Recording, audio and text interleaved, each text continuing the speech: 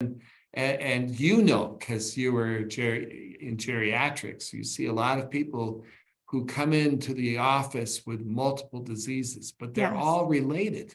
Yep. And that was so striking. And so striking, like, why doesn't someone just have diabetes? Why doesn't someone just have high blood pressure? It never happens. They're always in tandem.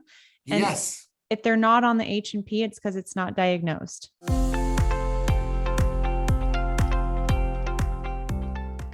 Hey everyone, welcome back to the Reshape Your Health Podcast. I'm your host, Dr. Morgan Nolte, and I am so excited for today's guest.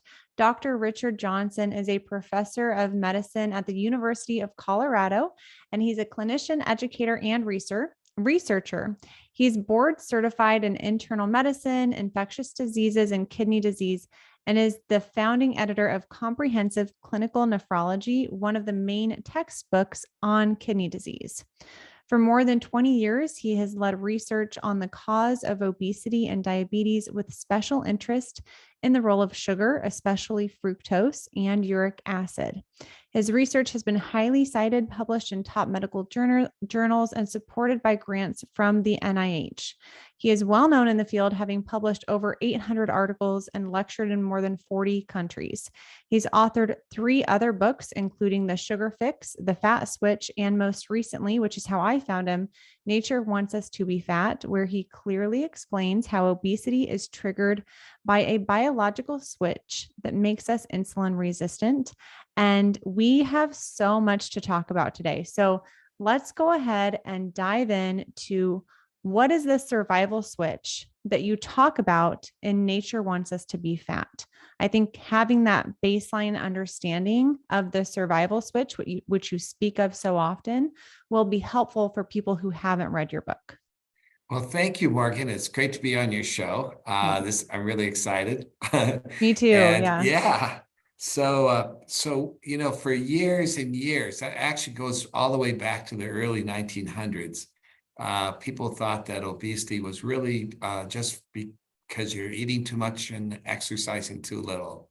But it was known for a long time that it couldn't be that simple because it's so hard to fix the problem. And although you can get them to lose weight, a lot of times people gain weight back. So it seemed like there was something else. And in the last few decades, it's been clear that weight is normally tightly regulated, and normally we keep our weights just where we want them to be. But there's a process where you can suddenly lose control of your appetite and start eating more. And it's associated with a whole bunch of processes, putting on fat, foraging for food, developing insulin resistance, raising your blood pressure. We call it the metabolic syndrome, but basically it's a process that can be turned on in animals, and it's actually like a switch. It's actually turned on or off. And so when we were studying this, we realized that, hey, there's actually a biologic switch that animals use to get fat and to become insulin resistant to prepare them for times of food shortage. Mm-hmm. And when we were studying that, then we kind of figured out how this switch works. And then we were able to show that actually seems to be the primary way people gain weight, primary way people become diabetic. And so this was a big discovery. And it's really been fueled by lots of research and grants to try to figure out what triggers the switch, how to turn it off, and why so many people in this country and worldwide are activating the switch. Mm-hmm. And so just to kind of clarify, you have a table in your book, I believe, that outlines the sequela of when the survival switch is turned on. Can you kind of outline what happens when this survival switch is turned on? Yes. So it's meant to help us. So it was developed kind of through evolution and nature. It's almost like an instinct that when animals know that there's going to be a period of food shortage, like, winter is coming, they will actually trigger the activation. They'll trigger the switch so that they can prepare for times of when there's no food. And that switch includes a variety of things. So first, you become hungry. and thirsty. And so you have unusual hunger and thirst. And it's associated with the desire to find food. It actually stimulates locomotor activity, which means that you are moving more, and it triggers your mind to be kind of looking and searching and looking all around and foraging. Basically, it stimulates this foraging response, exploratory behavior, and things like that. It also stimulates your appetite. So not only are you hungry, but you can't quell your appetite by eating so much. So what we call satiety. Normally when you eat, you become full and you say, okay, I'm full, I don't need to eat anymore. This actually blocks that sensation of fullness so that you're still hungry. And that makes you eat more than you normally would. And then it also works on the energy factories in our body. So the energy factories are what make ATP, or the energy that we use. And when it stuns that, so you don't make as much energy. Mm-hmm. And in return, the calories are stored as fat, which is a type of stored energy. So you don't have the energy to do what you want to do. So you decrease your metabolism. So although you're actively foraging for food, and that uses energy, when you're not foraging, you're actually resting more than you normally do. So your resting energy metabolism decreases. So that the net effect of, you're not spending a lot of energy. You're storing, you're conserving your energy. Right. Go ahead. No, you go ahead. I just think of a bear in hibernation. They are actively just resting, storing. Exactly. Yeah.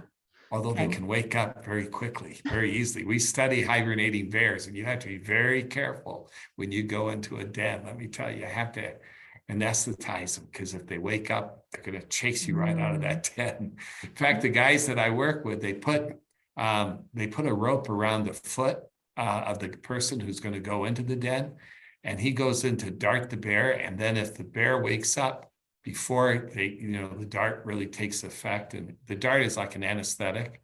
And if the bear wakes up, he yells, they pull him out foot, by the foot to get him out there quickly. Yeah, it's pretty exciting. Anyway, but getting back to your question, yes. So they drop their energy. They also start making more fat. They produce more fat, and they burn less fat. And they also become insulin resistant, one of your favorite things. Yes. And, the thing about insulin resistance is it reduces the amount of glucose that's taken up in the muscle. And our muscle uses a lot of glucose. So it decreases the energy needs, the energy expense. So it's a way of conserving energy, right? So there's less energy, less glucose taken up in the muscle. So the muscle doesn't get as much energy that way. But at the same time, the brain doesn't use so much insulin, so it preserves a lot of the glucose for the brain. So it's sort of a mechanism the animal uses to make sure that it gets enough glucose to the brain so that it can think through things when there's potentially not much food around. So animals will often become insulin resistant when there's less food around. So grizzly bears will become insulin resistant in the fall right before they hibernate, and they'll stay insulin resistant while they're hibernating. So, these are some things that they do. They also, blood pressure goes up. It's important to have good circulation if food's not around, and so all these kinds of things are the switch. And so what happens is, this is meant to help you maintain your circulation, keep fuel for your brain, have enough fat so that if there's no food around, you can break it down for energy. Stimulate as much food intake as you can now when you can. And so these are all good things that animals, rely on. But if you keep the switch activated, you keep eating, you keep storing more and more fat. Instead of blocking or preventing starvation, now you're accumulating fat and becoming overweight, and then obese, and then morbidly obese, and the insulin resistance. Now you're initially a little insulin resistant, but then you get severe, and then your blood glucoses are high during the day, and then more and more, not just after you eat, but all the time, and then you become diabetic and your blood pressure goes up a little bit. It helps that circulation, great. But if it goes up more and more, suddenly you have high blood pressure and you're at risk for strokes and heart failure and kidney disease. And so you can see how something that was meant to be good really in excess becomes challenging for us. And because you were in geriatrics, you see a lot of people who come into the office with multiple diseases, but they're all related. Yep. And that was so striking. And so striking, like, why doesn't someone just have diabetes? Why doesn't someone just have high blood pressure? It never happens. They're always in tandem. And if they're not on the H&P, it's because it's not diagnosed. Like, always. Yeah. Diabetes, high blood pressure, kidney disease, heart disease. This is a cluster. And yet we have these specialties, I'm sorry, I'm driving on with my issues, because I'm a clinician, right? I'm on the wards. I see these patients, and I tell you, we create all these like silos. I'm an expert on diabetes, and I'm an expert on high blood pressure, and I'm an expert on kidney disease. And all these people have all the same thing. They all have these. It's a cluster. And so, one of the things that that came out of our work was how all these diseases are related. Yeah. And yes, genetics may drive you to have fatty liver more than obesity. There are things that shift you, but they're all driven by one major process. Mm-hmm. And that makes it incredible as a physician. And as because if there is one major way that's driving this, think of the power we can have if we can figure out what's causing this and how we can control it. And I do think, that we're getting closer. I mean, our work really suggests that there is one main pathway, and we keep finding proof for it again and again. And now we're taking it into diseases like Alzheimer's disease, vascular dementia, even behavioral disorders. And it all looks like, unfortunately, a lot of it is diet, and there's some genetics, but it's involving this pathway. And we've also learned that this switch isn't a on-off switch. It's a dimmer switch. So you can increase it a little bit. You can move it up and down. And so you can really ignite it, and you can also just have it on low activation. Yeah. And so because of that, it makes it a little trickier.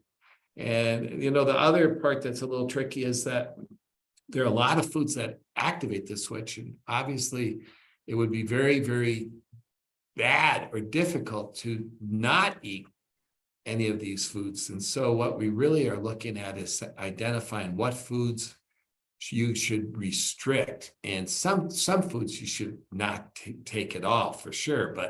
But basically, wisdom is important in these plants. So, but I think we're learning more. Yeah. I want to talk about those foods. I mean, your book dives into fructose and uric acid, and I think people really like actionable things of like, okay, well, what should I eat to avoid turning the switch on? So can you give us some advice on what foods will turn this survival switch on and drive that insulin resistance? I mean, there's some big ones that are really powerful. So in general, sugar, table sugar, sucrose, all that beautiful stuff that people make cakes and pastries and desserts from, activates the switch. Okay, sugar activates the switch, and so does high fructose corn syrup. So these are, but I'm not telling you anything that you guys don't already know. I don't think there's anyone who will say that eating sugar is good for your health. I eat cake on my birthday or my children's birthday. It's that I will do that sometimes. I prefer sugar-free cakes.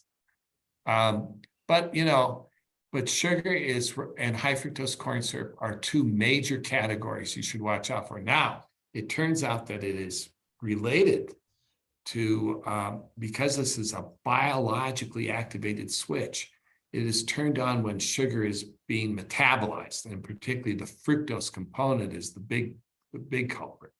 And when fructose is metabolized, that activates the switch. And the metabolism of fructose is like a dimmer. So the more fructose that gets there right then and there, the more the switch will be turned on.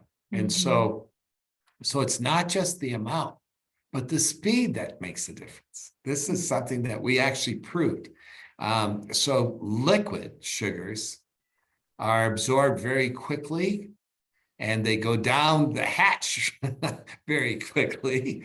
And so, I mean, when I was a high school student, I was playing tennis, after tennis, we'd go out to A&W root beer, and we'd buy these big cartons, these huge cartons of root beer, and we'd drink it all at once. In 5 minutes, it was gone. And little did I know then, but then I was thinking, this is a treat after playing tennis.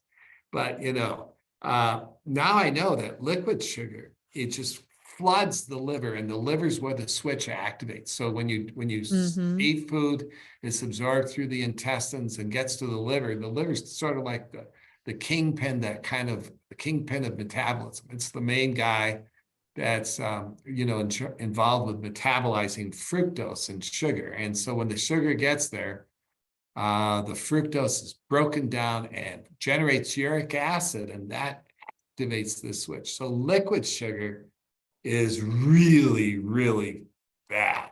And so that's the one food I would tell you, absolutely do not drink fluids with a lot of sugar in it. And that would include soft drinks, power drinks, and like fruit juice, I would minimize. Fruit juice is a little complicated because it has a lot of good things from fruit, but and not all studies show fruit juices are bad. We know that it's probably related to some fruit juices that have more fructose and less of the good stuff. So apple juice is kind of high on the list there. I would watch out for that one. But juices in particular, you shouldn't drink a lot. Now, sports drinks, like, there's a lot of sports drinks. It's a little bit mixed because when you're out exercising, you can burn a lot of glucose. And so people can get low glucose, and glucose also helps to absorb salt.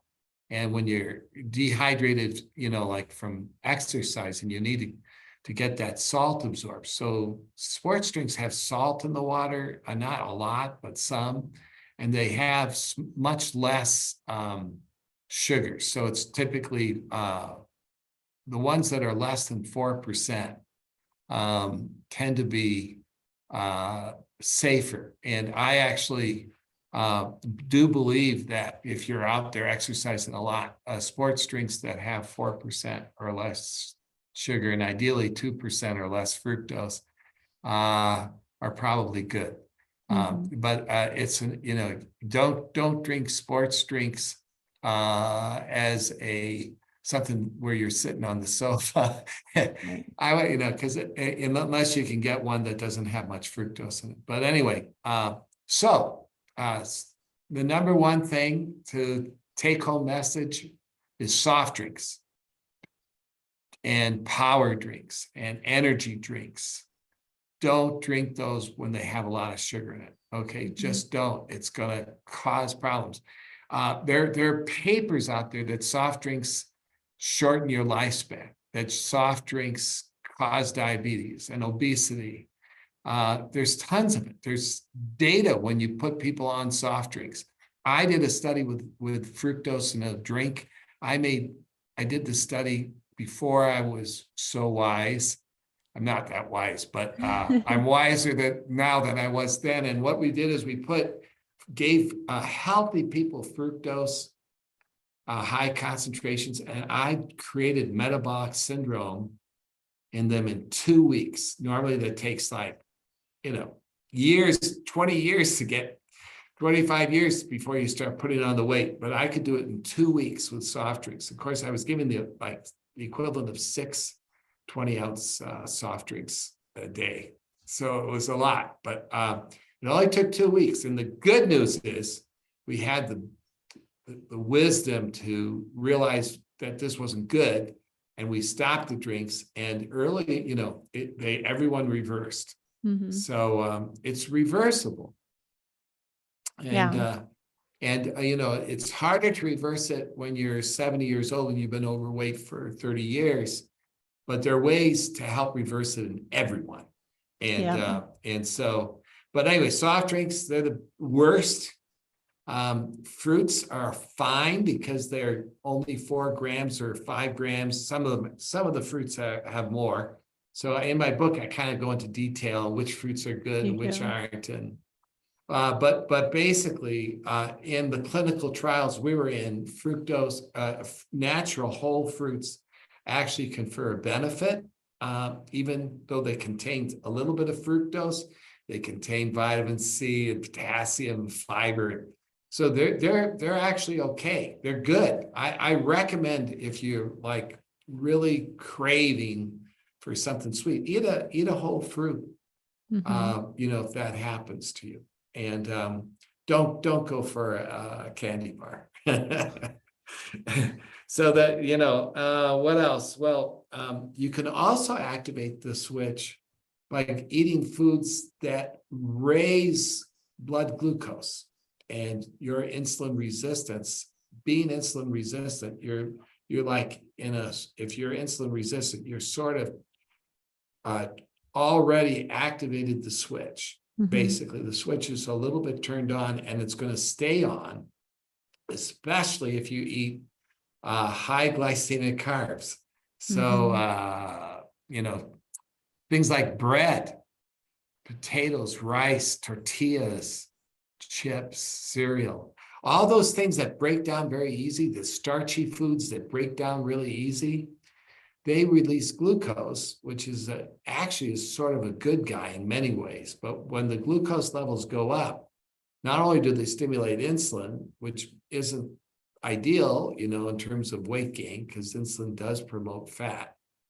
But the real problem is that when the glucose goes up, it gets converted to fructose, and the body can make fructose, and it makes it from glucose. And if the glucose levels get high, it says, okay, I'm going to convert some of those over to fructose. And then when that happens, now you're activating the switch. And so if you give animals glucose, you can make them very, very fat. But if you block them from making fructose, or if you block the fructose metabolism, they can eat starch, and they don't get as fat, and they don't get insulin resistant, and they don't get diabetic, and they don't get fatty liver, and so forth. So a lot of what makes the starches bad is insulin resistance is bad. And the insulin resistance is due to the fact that the glucose is being converted to fructose. That's the main reason. There's also the insulin pathway too.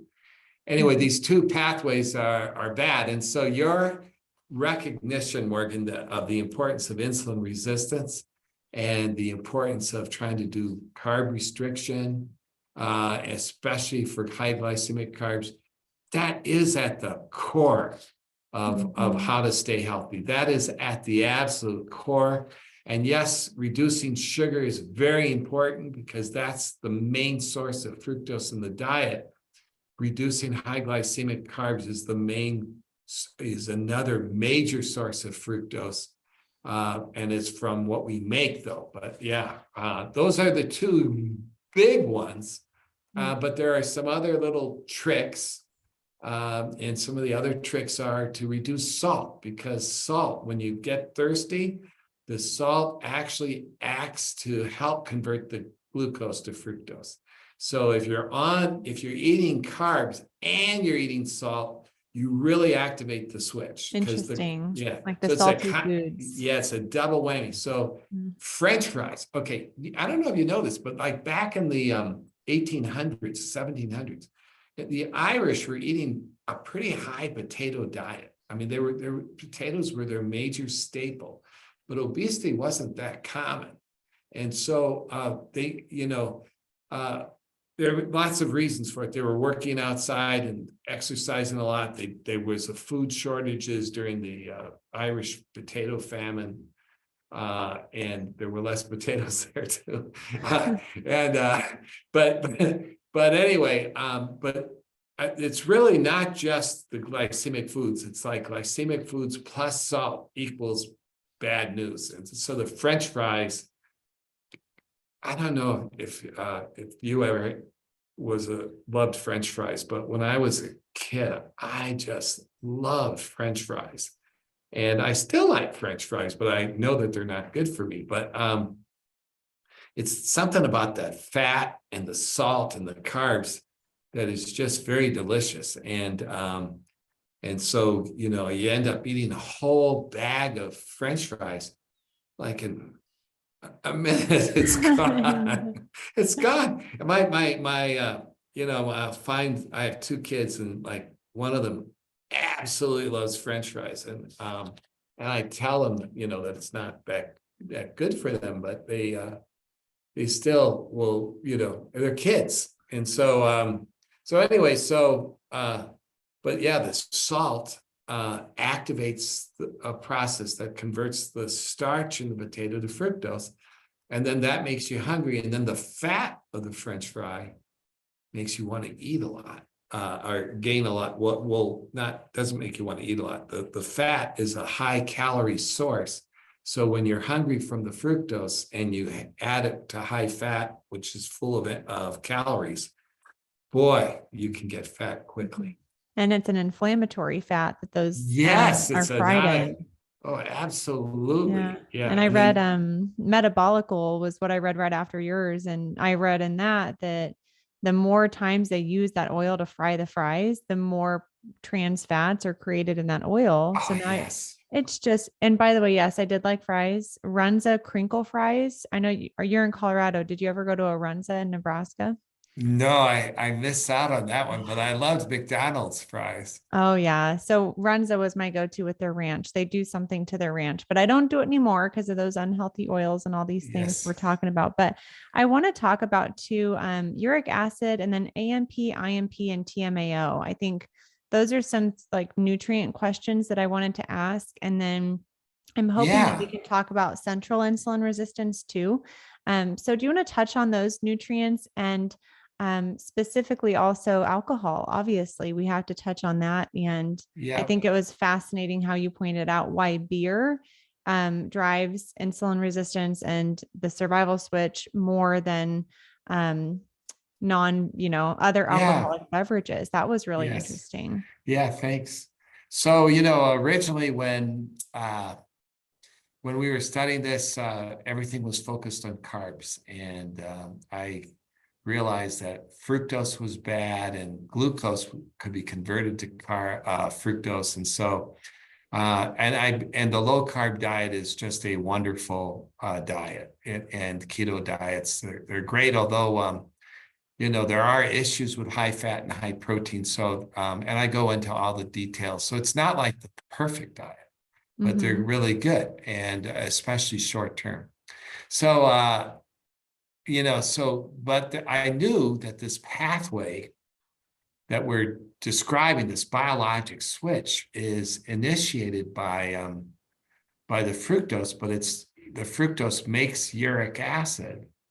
And then the uric acid is inside the cell, and it does a lot of these things that cause the problems.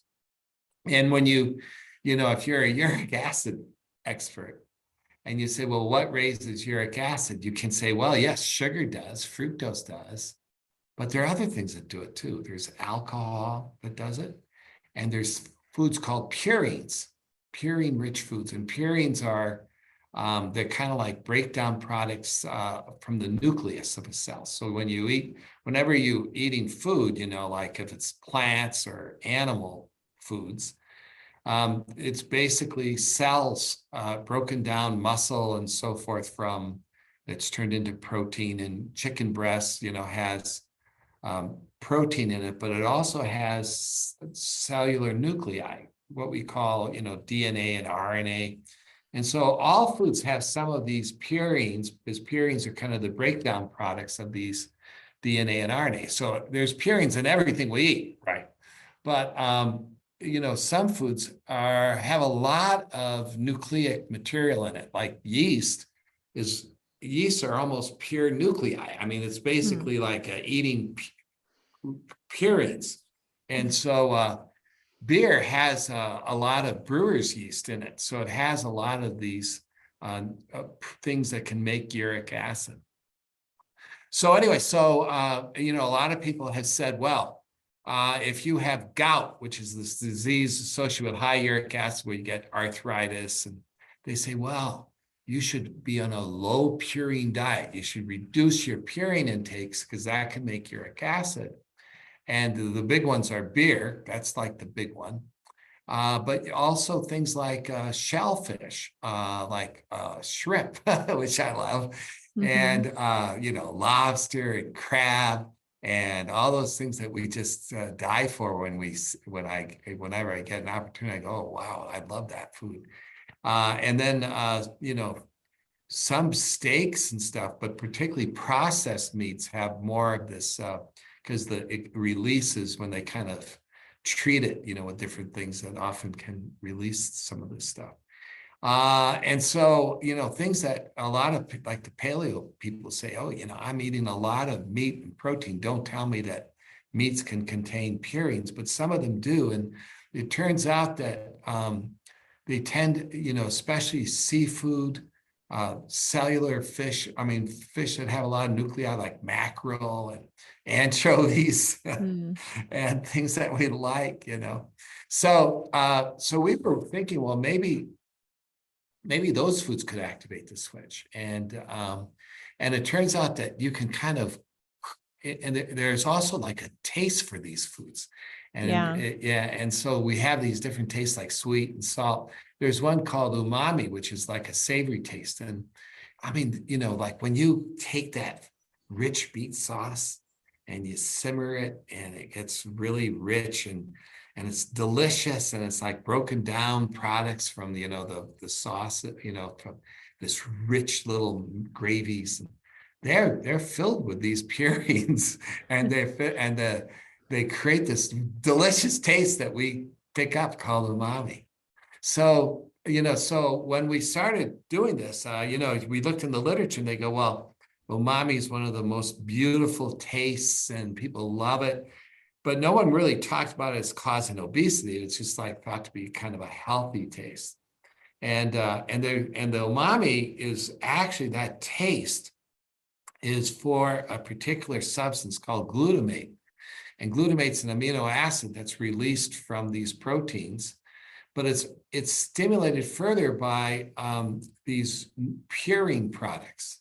And remember, all foods have purines, but the purine products are called AMP and INP, and they're kind of breakdown products from ATP and from DNA. And it turns out that in the biologic switch doesn't only involve uric acid, but AMP and INP are in the switch. They're actually part of what drives it.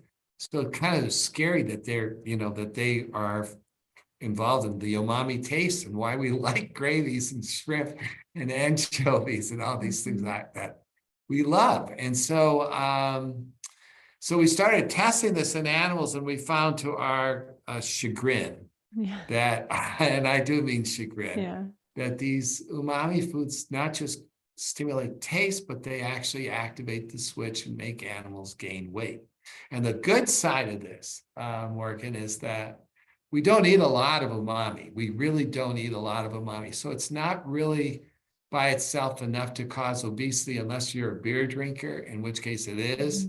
If you're, I did have a medical resident working with me once who went on a low carb diet, but he decided that fried shrimp was okay because there was in his family there were shrimp farmers, I guess they're called, but and so he was getting a lot of shrimp every day, and I can tell you that it didn't, even though he was on a diet, a low carb diet, he got overweight, and it was related to I'm sure, this umami food. But Mm. anyway, so you can overdo it with shrimp. You can overdo it with beer, alcohol. Believe it or not, also it kind of generates fructose and activates the switch as well. And it breaks down to umami type foods when it's metabolized. So a severe alcohol, a lot of alcohol can be associated with developing, fatty liver Mhm. and high blood pressure and high triglycerides. And so it's sort of like the switch. I thought So that was like the mm, most fascinating part to me was we have the liver disease from alcohol, but what I don't think I realized until I read your book was it's not actually the alcohol, it's the fructose being produced by the um, yes, digestion of the alcohol. yes, during the digestion of the Yeah. alcohol, fructose is made, and we've actually we haven't published our paper yet, but others have done similar studies and have blocked it.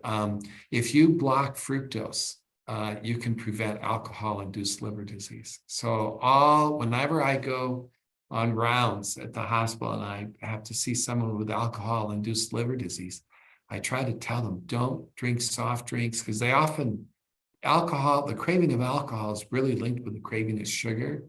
And Mhm. so when people are quitting alcohol, they often start drinking a lot of soft drinks. But if that may be a viable alternative if you're trying to get off alcohol, because it's such a bad thing. But drinking sugary drinks isn't good for you, as I told you. And it's certainly not good if you have liver disease. So, because sugary liquids really cause fatty liver and liver disease, and alcohol really causes fatty liver and liver disease, and the two are linked. So if you're in the hospital with liver disease, you shouldn't be drinking soft drinks. Yeah. And then the last one I wanted to ask about was TMAO.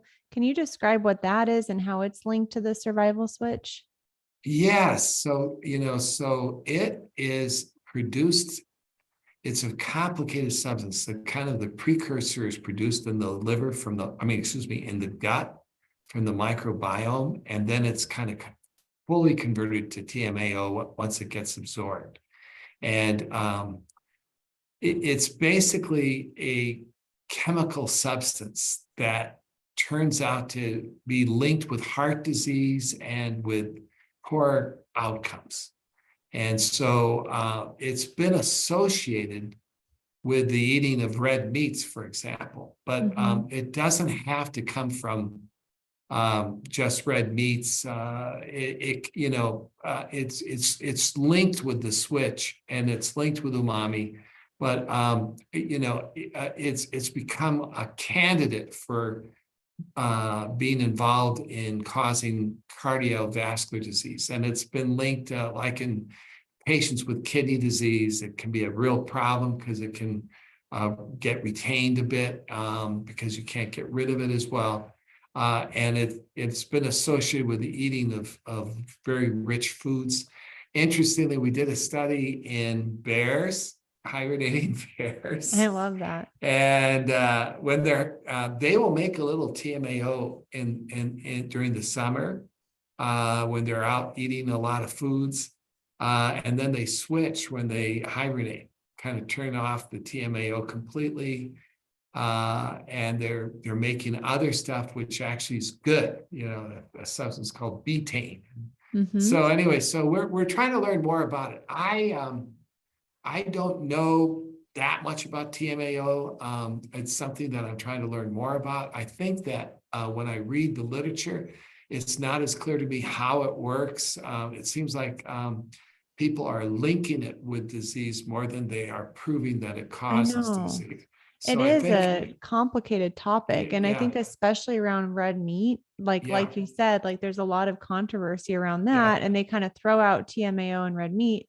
yeah, And I'm like, okay, like I can buy it, but I yeah. still kind of want to see a little bit more clear I, link. I am not anti-red meat. Yeah. And if you're on a paleo diet, I'm a little bit against processed meats like Ditto. Yep. bacon and so processed foods have just too much other stuff in it, and Mhm. they've been treated. But regular red meat, I'm not anti-red meat. But on the other hand, if you've got kidney disease and you're eating a lot of meat, it will definitely increase your risk for kidney disease. If you're eating a lot of red meat, it will raise your uric acid a little bit, and that may not be so good. If you're on a low carb diet, it may not be bad, but if you're on the uric acid acts like the salt to turn on this switch to help convert glucose to fructose. So there's this epidemic going on of kidney disease in cats. Do you know about this? No, I don't. So there's a lot of domestic cats developing kidney disease. It's like really a significant issue. And there's studies going on trying to figure out why the cats are getting kidney disease. And it's been carried over. It's actually not just domestic cats, it's wild cats, or big cats like tigers, cheetahs, and lions. And it's being seen a lot in the zoos and in the safari parks, not as much in the wild, but it seems to be a worldwide problem. And I'm working with a group in Vienna where they think that it might be from red meat versus white meats. And so there's actually a study ongoing to try to figure this out. It turns out, I think that, wild game is different from the kinds of meats that they're being fed. And a lot of the meats that these animals are being fed in zoos and so forth may have other things in the meat. And so part of it could be something like that. But it may be a umami pathway, or a uric acid pathway too. Red meats will raise uric acid more than white meats in general. So it could be something along that line. It could be the iron. If there's a lot of iron, it can stimulate oxidative stress. And part of it might be related to the combination of the meats with not drinking enough water and with hotter climate.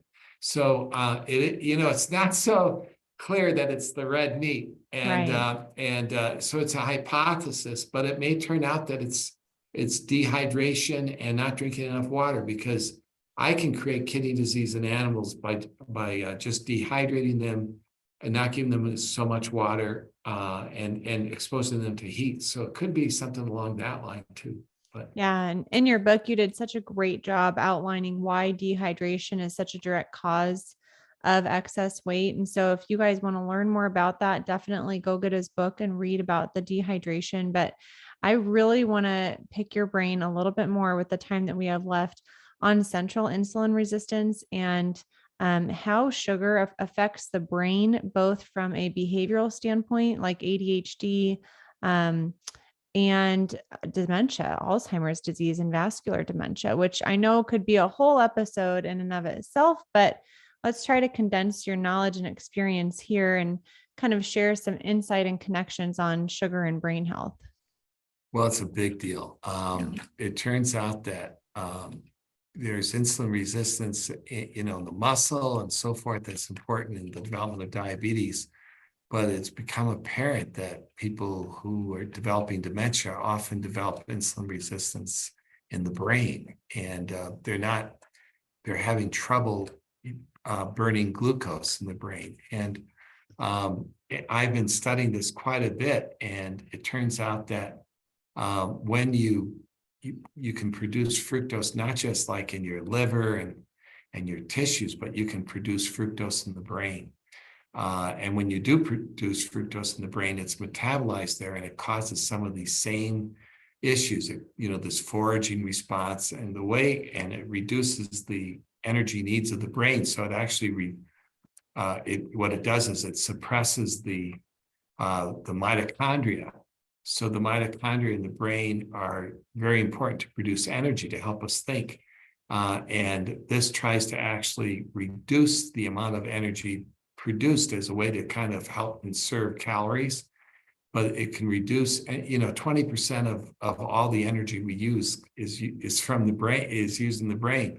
And so if you're worried that there's no food around, you do want to suppress some of the energy production in the brain So it will suppress those areas that are involved in self-control and things like that. So it can help you forage more, because when you're foraging, you may have to go into dangerous areas, and they don't want you to go, hey, I don't want to go in there. Uh-huh. It's a little dangerous. They don't want that. So they'll suppress that part of the brain so they can save energy that way, but at the same time stimulate foraging. But the trouble is when you're chronically doing that and you're suppressing ATP production in those brain cells, over time, the mitochondria get weakened and they start getting inflamed. And then you're not producing the energy all the time. And then that, begins with, it starts with the areas with self-control and the areas with the recent memory, because, it turns out that if you're going to be going foraging, you don't want to remember too vividly how dangerous it could be. So, so anyway, so what happens is it hits those sites first, and suddenly you're having trouble with your recent memory, you're having trouble with controlling your behaviors, and this can lead to behavioral disorders. It can lead to dementia, and fructose levels are high in the brains of Alzheimer's patients, and there's evidence that the switch is being turned on in there. And so and this whole issue of the loss of mitochondria and the insulin resistance, this is how fructose is working, right? And fructose is there. And so, it's very likely playing a role. And so the question is, how do you make fructose in the brain? And when you eat fructose, not very much of it gets to the brain. It's all kind of burned in the liver. So there must be a way to stimulate fructose production in the brain. And the easiest way is with high glycemic carbs, just like what you're talking about. So if you eat bread, rice, potatoes, and your blood glucose goes up, that triggers fructose production in the brain, including in humans, and it's been well documented. And so we know that you can produce fructose in the brain when you're diabetic and when you have high glucose levels, like following eating cake or drinking soft drinks. So that's why things like a continuous glucose monitor might be very useful, and trying to keep your blood glucose levels on the low side. Not eating a lot of bread. If you're going to eat bread, put a little avocado on it, because it decreases how quickly the glucose is released. There's all these little tricks, or buy keto bread, or try to get keto bagels or something, these bagels that won't raise the glucose as much, because that will help prevent making fructose in the brain. And if you put a person on a high sugar diet where their glucose levels are going up, after a few weeks, especially like in an animal, they'll have trouble remembering how to get through a maze. So you can show effects just in a few weeks, and it's completely reversible early on. But, it's sort of scary. So glucose and salty foods are also linked with dementia now, high salt diets. And I think it's because the salt also, when the salt concentrations go up in the blood, the brain will see that. So it's going to use that to convert glucose to fructose in the brain as well. So high glycemic foods plus salt. Sugar, has both glucose and fructose. And the fructose stimulates this pathway too. So it keeps, so basically, I think we can do a lot to help people, especially, because the dementia is one of the worst of all diseases. It's once you have it, it's very hard to reverse it. But, and so if we can figure out how to prevent it or help people when they're just beginning to have trouble by getting them on the right kinds of diets, it could have a fantastic benefit.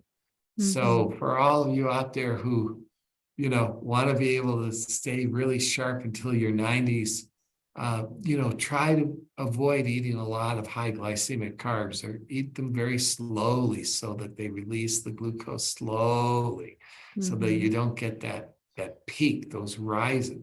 And, consider getting a glucose monitor, or just, or maybe even better, just live on a low carb diet. I know. And I think a lot of people come from like Weight Watchers, where they learn that fruit is free. And, fruit has health benefits, but one of our members had a CGM on, and she said, "Oh my gosh, a peach Yeah. really spiked my blood sugar." And I said, Yeah. "Yes, that's evidence that fruit is not free." And it's like, Yes, it's so true. It's also yeah, like bananas. yeah. I love bananas. I put them on oatmeal sometimes, and I had a CGM myself, and I go, "Oh my gosh, I'm really sensitive to bananas." Um, Hmm. so we talk about fruit for the fructose content, but actually a lot of them will raise glucose a fair amount, and peaches and bananas really do. Hmm. And there are other ones too. But And yeah, there's always like ways, like you said, adding some fiber to it, adding some fat to it, eating it slowly, eating it at the end of the meal. But yeah. there's ways. But the last question that I wanted to ask was related to sugar and like ADHD and behavioral issues. I have a 2-year-old and a 4-year-old. And so I see all the time what an inclination they have towards sugar. And I have to Oh, constantly, I feel like I'm walking that line of not trying to make them feel so restricted from it that it's going to backfire and then they're going to want it all the time. But right, at the same time, help them develop a moderate attitude towards it. right. Because I know, and I've learned even It's really more in your true. book, but like, tell us just real quick, what is that connection? Well, so as I mentioned, the switch stimulates foraging, and foraging is a thing where um, you're searching, you're running around looking for food, and it also stimulates, kind of looking quickly and not deliberating and trying to make rapid assessments. And that can lead to less attention on one thing. You tend to be looking everywhere. And absolutely, when children are given lots of sugar, the parents will report that they become hyperactive, that they can't focus. So I got interested in this as a potential driver of ADHD. And in the literature, there was these arguments saying that sugar couldn't be proven to do that, and that if you gave artificial sugars, that you could sometimes see the same effects. And I go into it in great detail in my book, You and I don't do. think we have time to do it, but there's a difference between acute and chronic effects of sugar. And yes, acute effects of sugar can do this, but if you're on sugar for a long time, you'll carry some of these activities chronically, and you won't necessarily be able to show an exacerbation when you get sugar. So once you've been on sugar a long time and your uric acid levels are high and so forth, it may be Yeah. hard to show an effect of acute sugar like you could when in the very beginning. Yeah. And the linkage, when you look at the pathways and the molecular mechanisms and the special imaging and everything, it's really strong. It's like strongly suggests that sugar intake is playing a role in ADHD, as well as a couple other behavior disease associated conditions. And so I've written about it, published on it, and I do think that the data is there that sugar probably has a major role in ADHD. Sugar intake increased with the rise in ADHD. And so in your kids, what I would tell you to do is, try to avoid giving them liquid sugar, like the fruit juices Yes. We that don't little do any kids have. liquid sugar. Yeah, the fruit juice is really bad.